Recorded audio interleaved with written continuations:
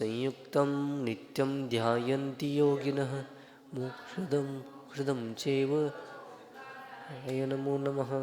अविरलशब्दगहनं प्रक्षालितसकलभूतलकलङ्का मुनिभिरूपा सरस्वती हरतो नृत्यम् अज्ञानतिमिरान्धानां ज्ञानाञ्जनशलाकया चक्षुर्मिलितं येन तस्मै श्रीगुरुवे नमः।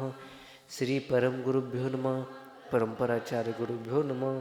सकलकलुषविध्वंसकं श्रेयसां परिवर्धकं धर्मसम्बन्धकं भव्यजीवमनः प्रतिबोधकारकम् इदं शास्त्रं श्रीमूलाचार्यप्रदीपनामधेयम्।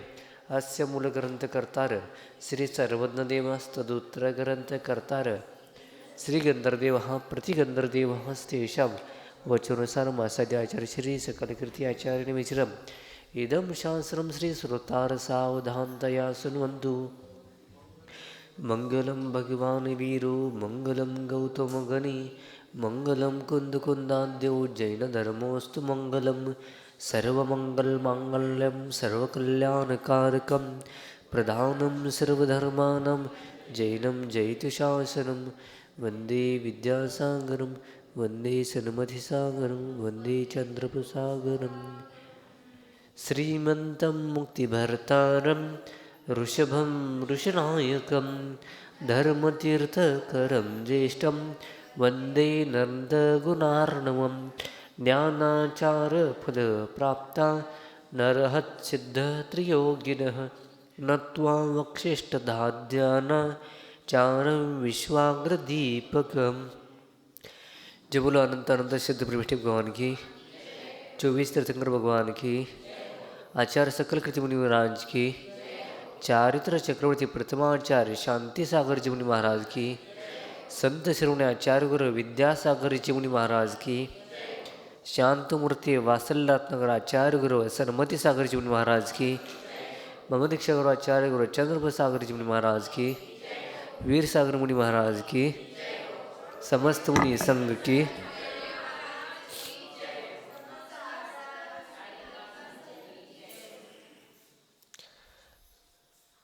काल परवा 2 दिवस तप का महात्म्य म्हणजे तपाचं महत्त्व काय आहे याचं सगळं वर्णन झालेलं होतं.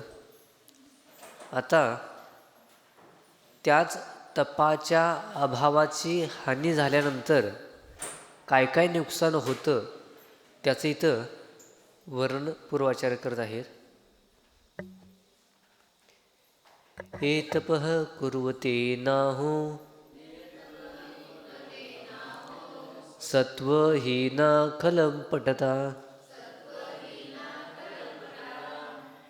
भवेद्रोग वज्रस्तेन शा मत्र लंघन राशिद ततस्तीव्र महादुःख क्लेशादिशतसंकुलम् अक्षोत्थपापपाकेन जन्मशव्रादिदुर्गतौ. सगळेजण म्हणा.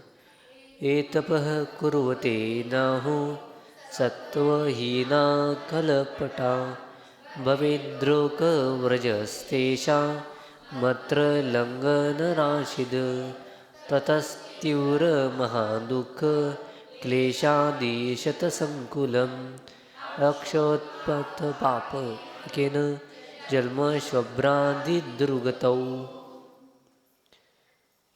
इधर पूर्वाचार्य सांगत आहेत की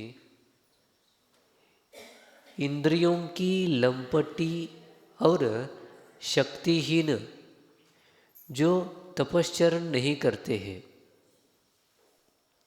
उन्हें अनेक लंघन कराने वाले बहुत से कठिन रोग आकर प्राप्त हो जाते हैं.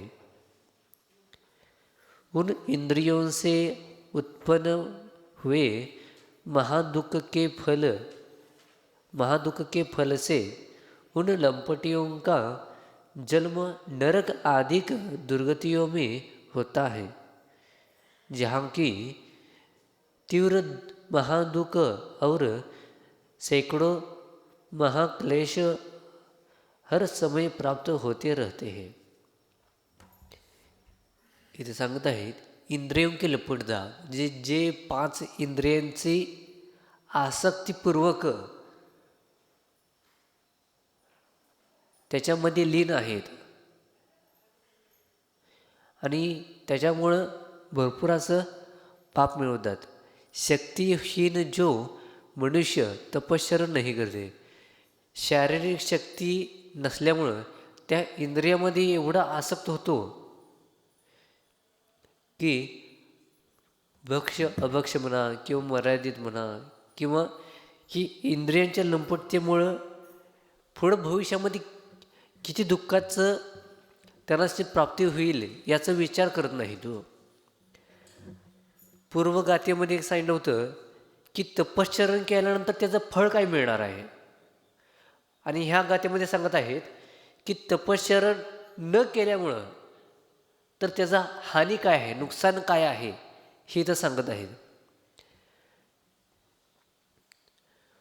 म्हणून शक्तीचे अभाव म्हणा किंवा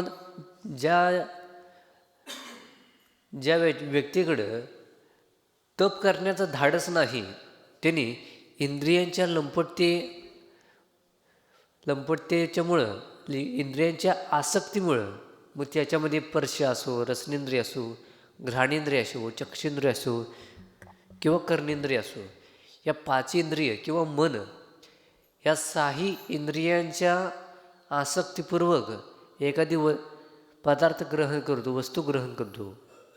उन्हें अनेक लंघन करने वाले बहुत से कठीण रोग आकर प्राप्त होऊ जाते. जसं उपवास केल्यामुळं अनेक फायदे आहेत. उपवास केल्यामुळं शक्ती किती आहे हे त्याचं एक प्रकारे शक्ती किती आहे याची परीक्षा केली जाते. शक्ती केल्यानंतर उपवास केल्यानंतर ब्रह्मचर्यावर तर ताब्यात राहतं, पंचेंद्रिय ताब्यात राहतात, मन ताब्यात राहतं.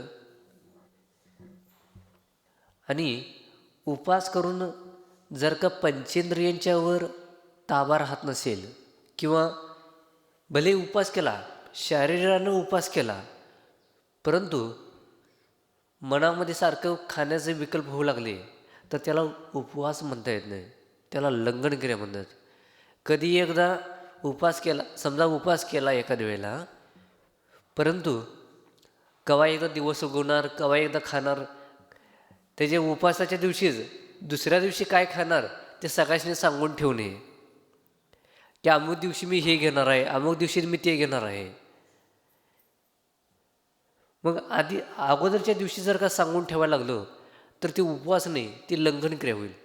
कारण उपवास ह्या शब्दाचाच अर्थ असा आहे की उपवास. उप म्हणजे आत्मा, वास म्हणजे राहणे.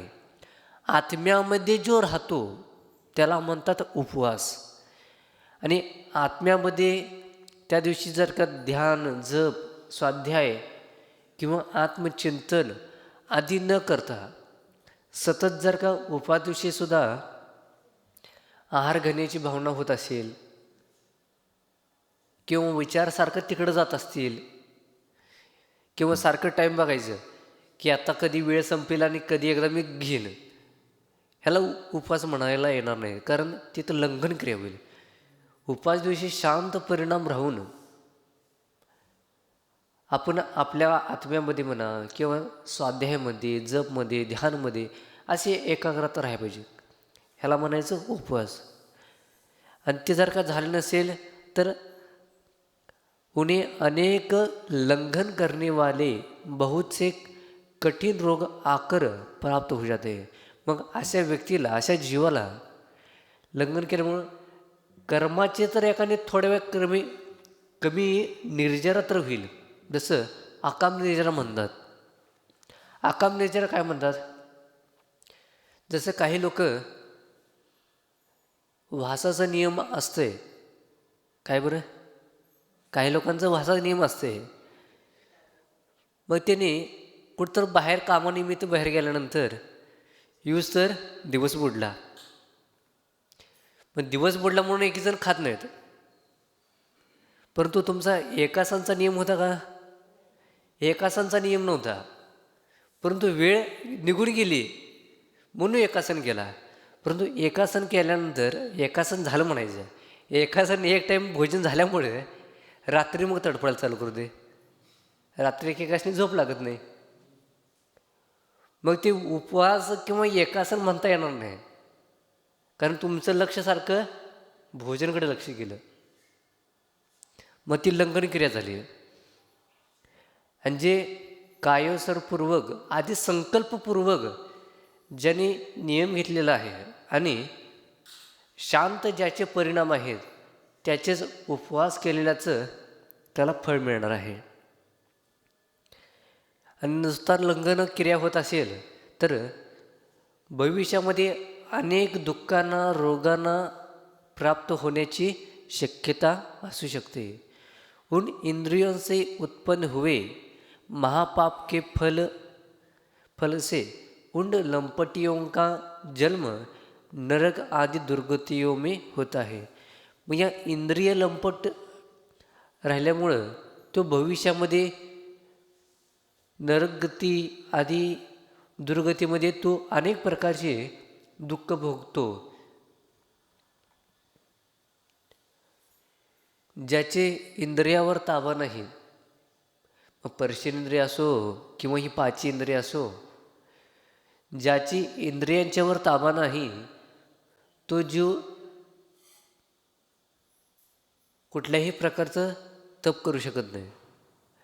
आणि तप न केल्यामुळं आणि त्याच्यामध्ये आसक्तीपूर्वक अनेक प्रकारचे इंद्रियाचा उपभोग केला तर भविष्यामध्ये नरक आदी दुर्गतीला प्राप्त होऊ शकतो.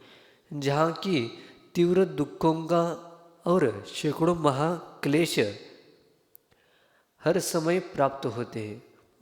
ज्याच्यामुळे म्हणजे नरक आदी एक दुर्गती प्राप्त होते हे असे तर मागं सांगितलं.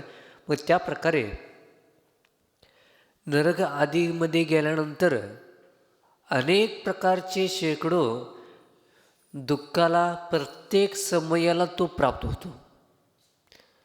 आता नरकामध्ये दुःख सांगायला कमी पडेल. हजारो जीवांनी तोंडाने जरी सांगितलं तरीसुद्धा नरकाच्या दुःखाचं वर्णन करणं शक्य नाही. अशा महान घोर दुःखामध्ये हा जीव जाऊन तिथं दुर्गतीला दुःखाला प्राप्त होतो. म्हणून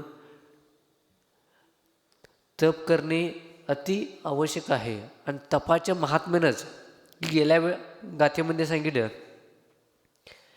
की हा जीव इंद्र होतो, चक्रवर्ती होतो, बलभद्र, कामदेव, लोकांतिक देव, गंधर्व होतो, असे अनेक सुखांना प्राप्त होतो.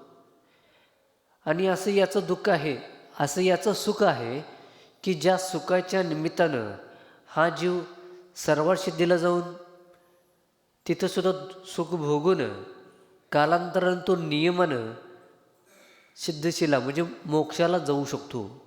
हे सर्व महात्म्य फक्त तपाचं आहे, अन्य कशाचं नाही. परत पुढं आचार्य सांगतात तपश्चरण करणे की प्रेरणा, म्हणजे तप करण्यासाठी प्रेरणा देत आहेत.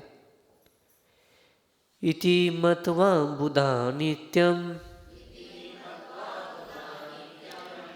जित्वा पंचाक्षतस्करान् स्वशक्तिं प्रकटीकृत्य चरन्त्वत्र तपोर्घनम्. इति मत्वा बुधा नित्यं जित्वा पंचाक्षतस्करम् शक्तिं प्रकटीकृत्य चरन्त्वत्र तपोर्घनम्.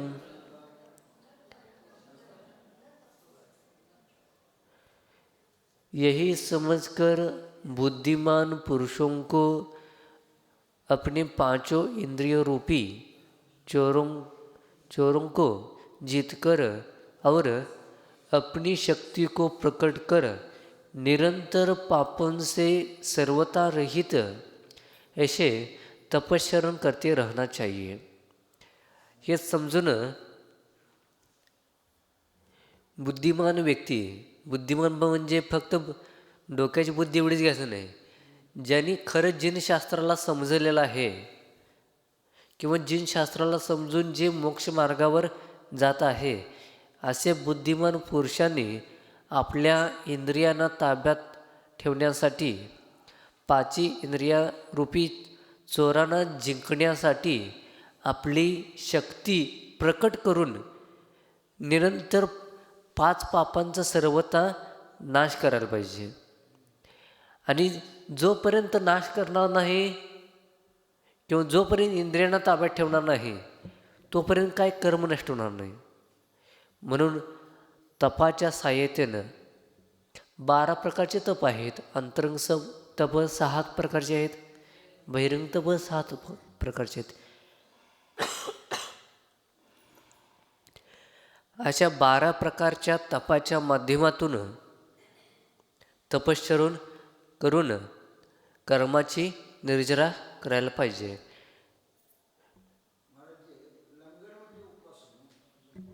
नाही,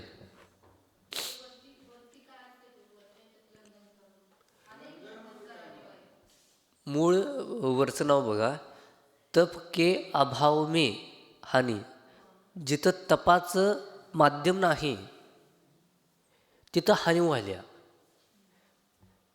उपवास तर केला, परंतु उपवास करून सुद्धा त्याच्यामध्ये एकाग्रता नाही, मनाची एकाग्रता नाही तिथं. आणि मनाची एकाग्रता नसल्यामुळं, शरीर एकाग्रता न झाल्यामुळं त्याच्यामध्ये चंचलता आली. जसं एखादा नवीन व्यक्ती कोणतर उपवास केला, तर उपवास केल्यानंतर त्याचं मन ताब्यात राहतं का? आकुळ व्याकुळ होते.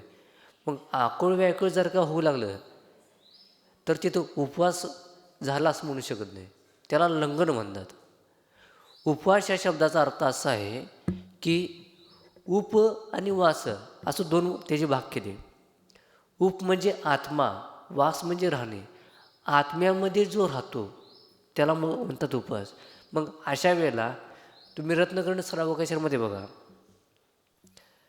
अशा वेळेला तुम्ही मंदिरात किंवा स्वाध्याय करत राहणे, जाप्य करणे, ध्यानमध्ये राहणे, जेणेकरून मन चंचल न होणे, ह्याला म्हणायचं उपवास. आणि उपवास करून बरे आहार पाण्याचा त्याग केला आहे, परंतु सारखं भोजनकडे लक्ष जाऊ लागलं तर, शारीरिक वेदनेच्या ह्याच्यात तो तडपडू लागला तर मग त्याला उपवास म्हणता येणार नाही.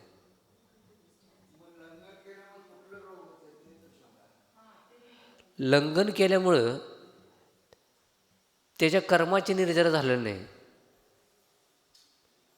आणि जर का म्हणजे त्याच्यामुळं मनाची स्थिरता न झाल्यामुळं कर्माची निर्जरा न होता उलट कर्म तो बांधून घेऊ लागला तर भविष्यामध्ये रोग होण्याची शक्यता आहे. त्याचवेळी म्हणत नाही मी, भविष्यामध्ये होऊ शकतं. आणि काय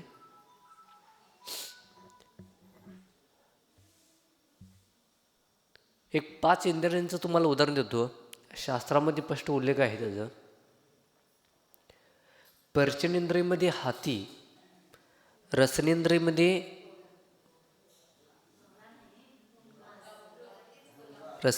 भोंगा,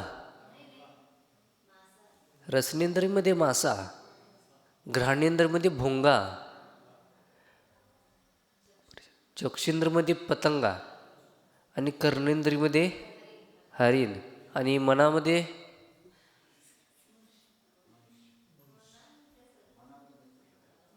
माकड, मनाचं माकड, चंचल मना. पर्जन्येंद्रियमध्ये हातीचं उदाहरण येतं की हाती एवढा बलवान शक्तिशाली आहे, परंतु तो त्याच्या इंद्रियामध्ये ताब्यात न ठेवता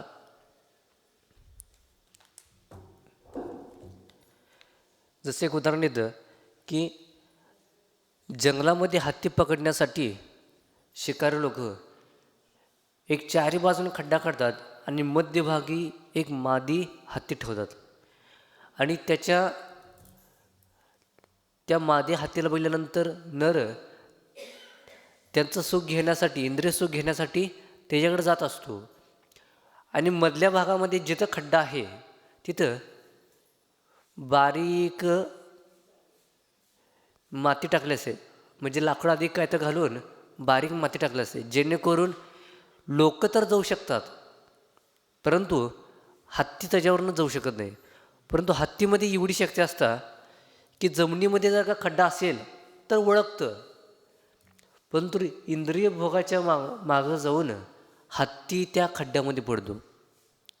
जर का जुनी लोक तुम्ही बघितलं असेल की एखाद्या ठिकाणी जमिनीमध्ये प्यावा असेल तर वर्ण तर झाकलेलं असते परंतु हत्ती त्या मार्गाने कधी जात नाही.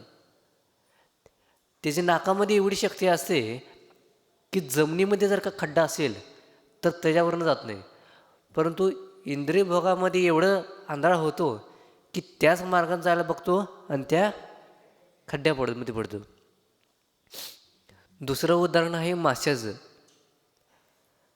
मासा एवढा चंचल चपळ आहे की सहजतेने त्याला कुणी पकडू शकत नाही,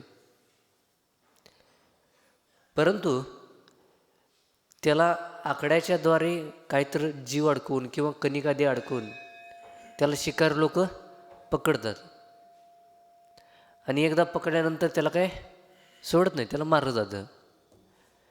तिसरं उदाहरण आहे भोंगा. काय मासा? भोंगा.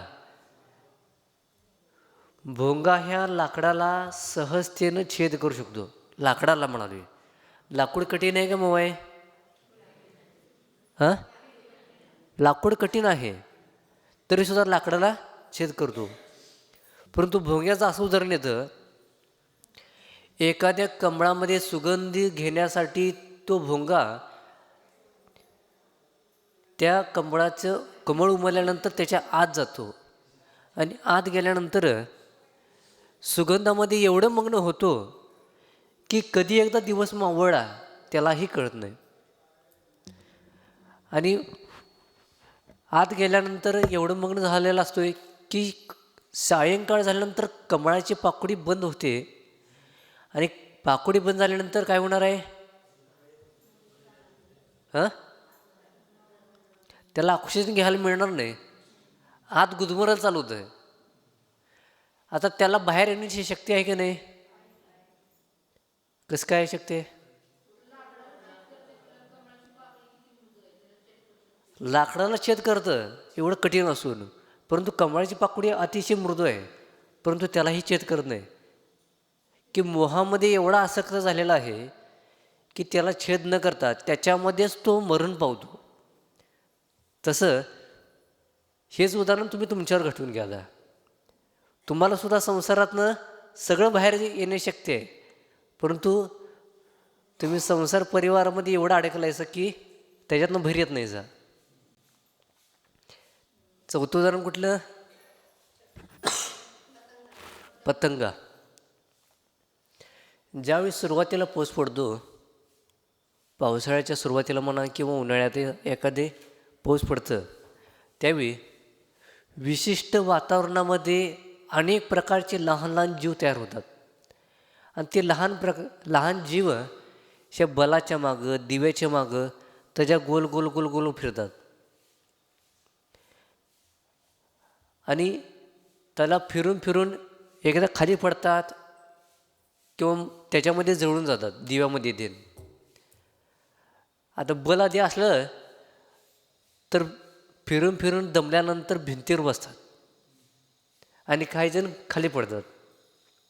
जर का वर बसलं तर पाल खाते आणि खाली पडलं तर बिडकुळी खाते किंवा एकदा त्या बलाला धडकून धडकून गरम बलाच्या उष्णतेनं ते मरण पावतात. म्हणजे कुठल्याही प्रकारे त्याचं जगणं हे कठीण आहे. हे चक्षुंद्रियमध्ये पतंग आलं, बारीक किडा आलं, वेगवेगळ्या प्रकारचे जीव येतात. आणि शेवटचं कुठलं आहे? कर्णेंद्रिय. कर्णेंद्रियमध्ये हरणाचं उदाहरण येतं. हरणाला पकडण्यासाठी किंवा सापाला पकडण्यासाठी, दोन्ही पण सांगलो एकदम, हरणाला पकडण्यासाठी किंवा सापाला पकडण्यासाठी एक विशिष्ट संगीत लावलं जाते, मधुर संगीत. त्याच्यामुळं ते हरिण एवढं मंत्रमुग्ध झालेलं असते की शिकारी कधी आला आणि त्याला पकडून पिंजऱ्यामध्ये धरलेला आहे हे कुणाला कळत नाही. अशा ह्या पाची इंद्रियामध्ये वेगवेगळ्या प्राण्यांची नावं घेतलो मी. आणि सहावं कुठलं आहे? मन. मन हे माकडाचं उदाहरण दिलं जातं मनासाठी. आणि माकड हे स्वाभाविक चंचल आहे. कसं आहे? स्वाभाविक चंचल आहे. आणि अशा माकडाला जर का एखादं कोणतं नशिले पदार्थ पाजलं किंवा पिलं दे तर काय होणार आहे? आणि जर जास्त चंचल होणार आहे. त्याचा कुठल्याही प्रकारे त्याच्या इंद्रियावर ताबा राहणार नाही. आणि असे ह्या माकडाला नशिले पदार्थ प्याल्यानंतर तो एवढं दंगा करू शकतो की काय करेल याची गॅरंटी नाही. तसंच हे पाची इंद्रिय आणि सहावं मन आपल्याकडेही आहे. तर आपण विचार करायचा आहे की आपण कोणत्या इंद्रियाच्या वशीभूत होत आहे. जसं स्पर्शेंद्रियमध्ये शरीराला चांगलं दिसण्यासारखी, शरीर अनुकूल राहण्यासाठी वेगवेगळे पदार्थ लावतो, वेगवेगळे उपभोग घेतो. रसनेंद्रियमध्ये अनेक वेगळे खाण्यासाठी पदार्थ वापरतो की जसं शुगर झालेल्या व्यक्तीला जिलेबी, पेढं, गुलाबजामुन जर का समोर दिसलं तर मन ताब्यात राहत नाही आणि 4 खाणारच. भले शुगर वाटलं तर आणि गोळी खाणार. काय करणार? शुगर वाटलं तर गोळी खाणार, परंतु खायला सोडत नाही. बी पीवाल्या माणसाला लोणचं आधी दिसलं तर खातो तो, परंतु बी पी वाटलं तर गोळी खाणार, खरं खायला सोडत नाही. असं हे रसनेंद्रिय झालं. तसंच पाची इंद्रियामध्ये आपण कुठल्या इंद्रियाचे वशीभूत आहे असं समजून ओळखून आपण आपल्या आपल्या इंद्रियाला ताब्यात ठेवावं हीच मी भावना ठेवतो. जय बोलो आदिनाथ भगवान की